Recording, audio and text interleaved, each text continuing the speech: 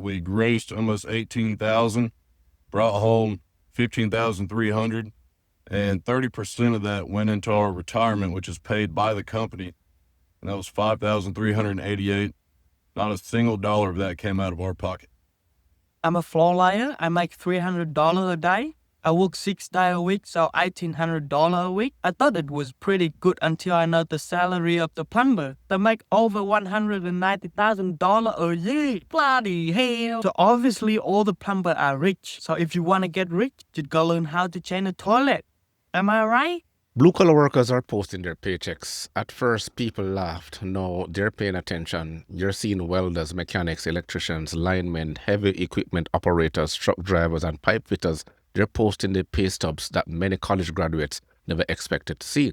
The point isn't to brag. The point is to show people there are still careers where skill has real value. Everybody talks about the trades, but nobody shows the numbers. So here's what I actually made last year as an IBEW union electrician. My base rate was $55 an hour. There was 25 to 40 hours of overtime available per week, paid at double. My healthcare is covered, and retirement contributions are paid into on top of my check. Now let's talk real money. Last year, while working major infrastructure and data center projects, my gross income was over $240,000. My contractor put another $18,000 into my annuity. So if we're being honest, that's over $250,000 in total compensation.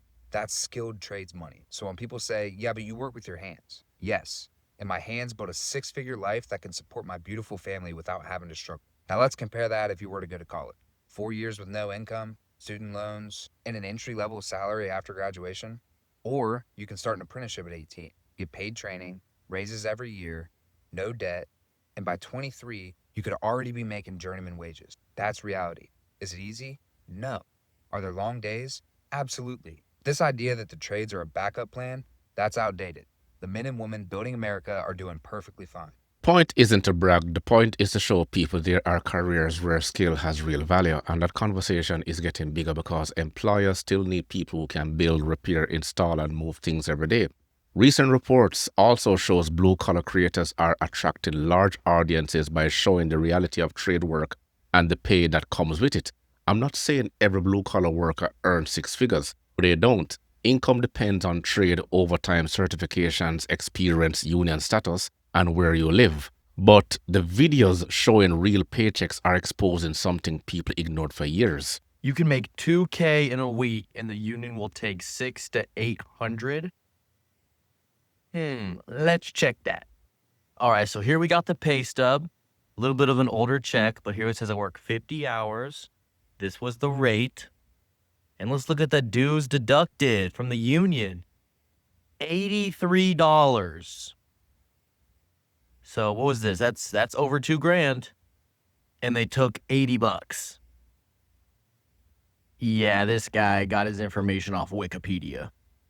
So the whole stereotype of, oh, the unions take all your money, they take so much, it all goes to the higher ups, they don't work, you don't get any of it.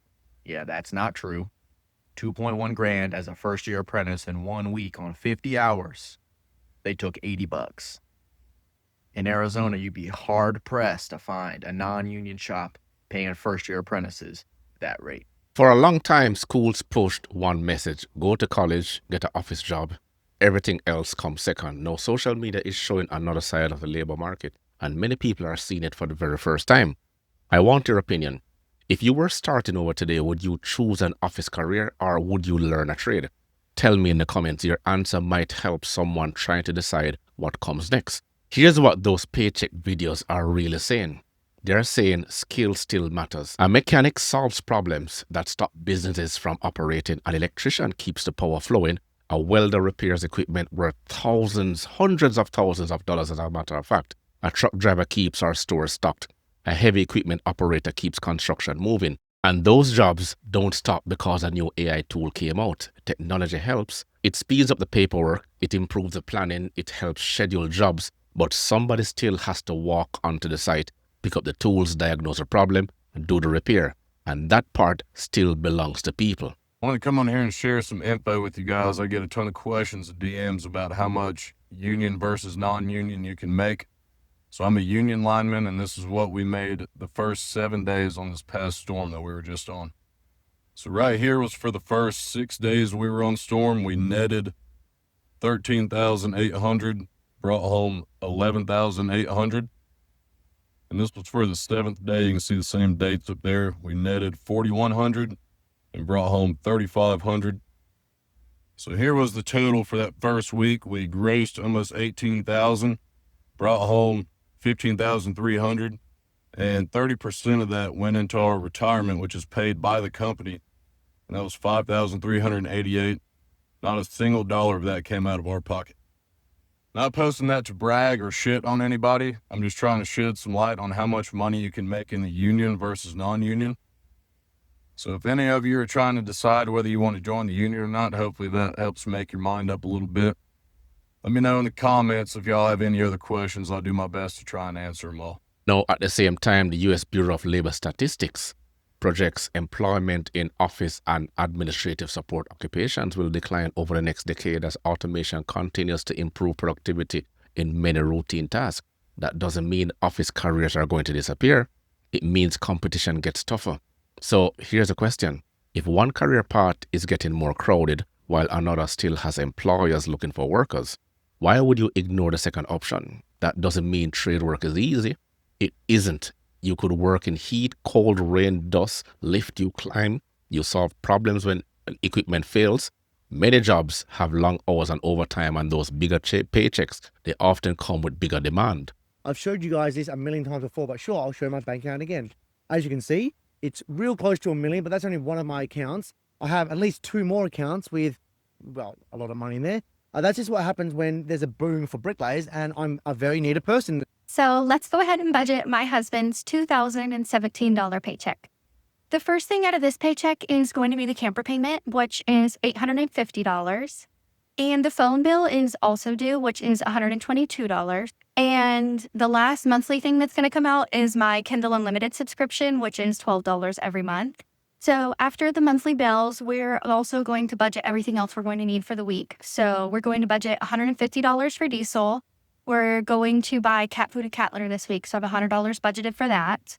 We're going to buy groceries this week. I have $150 budgeted for groceries. And I'm also going to budget $100 for eating out. And sometime this weekend, we're also going to go buy my husband new welding jackets. He just needs some, so we're going to budget $200 for that. So that should have us with $1,684 budgeted, which is going to leave us with $333 for me to find something to do with. The thing is, many jobs involve long hours and overtime, and those bigger paychecks, they often come with bigger demands. That's the part social media clips actually leave out. Still, I understand why these videos keep spreading. People are tired of hearing there are no more opportunities. Then someone posts a real paycheck from a mechanic, a welder, or a linesman, and that changes the conversation because numbers speak louder than opinions. And maybe the biggest lesson isn't about the dollar amount. It's just this. The market pays people who have skills that employers cannot easily replace. That has always mattered. It still does. So when you see blue-collar workers posting their paychecks, don't focus only on the number. Look at what came before it. The training, the early mornings, the overtime, the certification, the years spent learning the trade. The paycheck is the result. The skill is what it is. The skill is what created it. And that's the part every young person should be paying attention to. Not only do these jobs pay $100,000, the starting wage is over $100,000. I have screenshots to prove it of job postings at the end. Entry-level drilling rig starts at $39.50 an hour. They work 2 weeks on, 1 week off. That's $133,000 taxable income by the end of the year. They also get $195 a day tax-free live-out allowance, and that totals about $47,000. If you're cheap and buddy up with people on rooms, you can save half that. After tax, with no contributions to RRSPs, that's about $120,000 take-home. Here's the posting. Starting wage, $39.50 an hour. If you have a degree and it pisses you off a laborer's making more than you, I would say pick up a wrench and get your hands dirty, but we don't need whiners like you in the oil patch.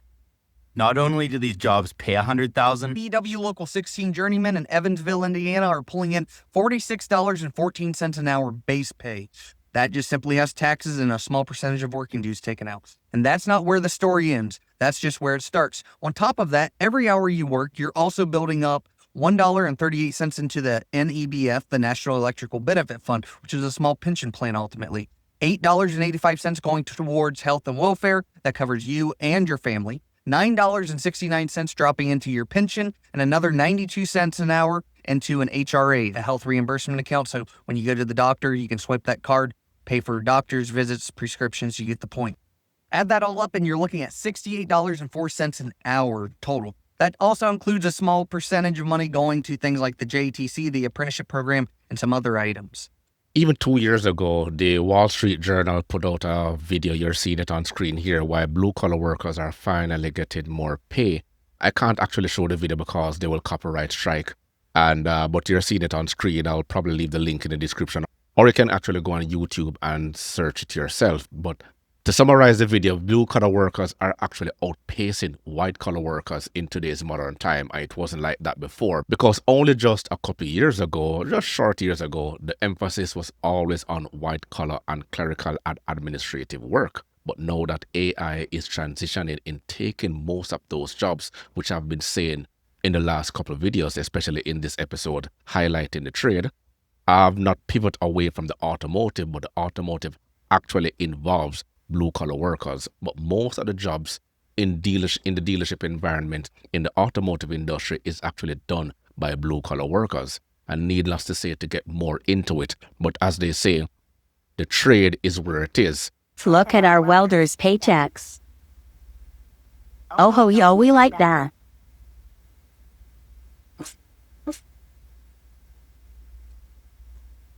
$2,000 in 1 week. Okay, not bad. $53.96 an hour. Sheesh. Over $2,500 in a week. I think my point is proven. Let's budget my blue-collar husband's weekly paycheck. This week, my husband was paid $2,585 for 40 hours of work and per diem pay. Let's budget this out by inputting everything into my spreadsheet. We started the week with $7,701.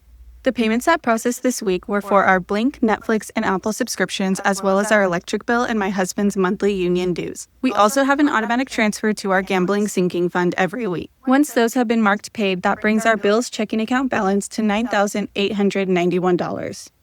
And since we use a zero-based budget, we save every additional dollar from his income that didn't go towards bills. Since it's the last day of the month, our savings can be transferred over to our high-yield savings account. And our checking account balance for the start of August will be $3,500. $3,500 is the amount that we start and end every single month at to ensure that we have a significant buffer in our bills account.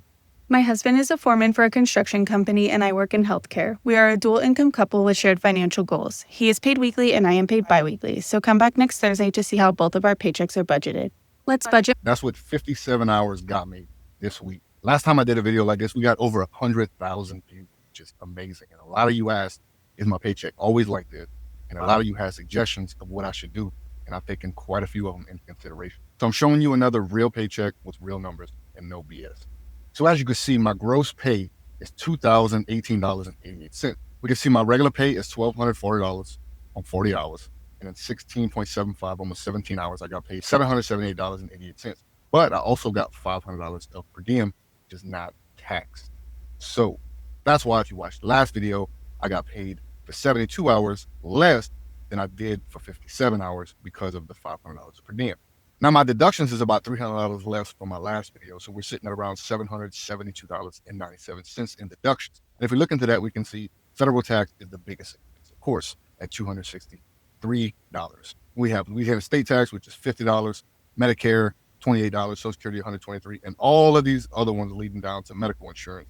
And all of those extra ones add up to around $186.28. But there's two on here that aren't technically deductions. It's me paying myself first, and it's the ESPP and the 401k at $100. So those aren't necessarily deductions. Those are me paying myself first out of the check. And I know my gross to pay is looking like I took only about a $300 loss in the deductions, but that per diem, the $500, doesn't get taxed. So we tack that on. So in reality, it's showing I got paid a lot more, which is why I didn't have to work 72 hours. All right, and we got the same system as last time. First thing first, bills.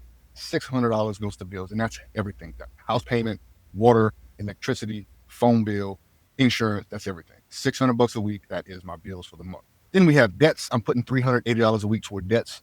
That is not how much I owe. I'm just trying to rapidly pay these debts off. So that's why I'm putting so much a week toward that. My Roth, you guys told me I should probably stop investing in my Roth and other things. So I cut down the Roth to about half. So I'm only putting around $28 a week into it. There are some trades that are going to be overstuffed with too many people want to get into them. But the trades are far and they are vast. It's only that you have to think deeper in how to get into them. We need more people getting involved in maintaining and building our infrastructures. Now, if you want more videos like this, increase the likes on this video, share this video, and subscribe. Remember to grab a copy of my ebook, The Parts Manager Guide. The links are in the description box below. Stay sharp, stay educated, and I'll catch you in the next one.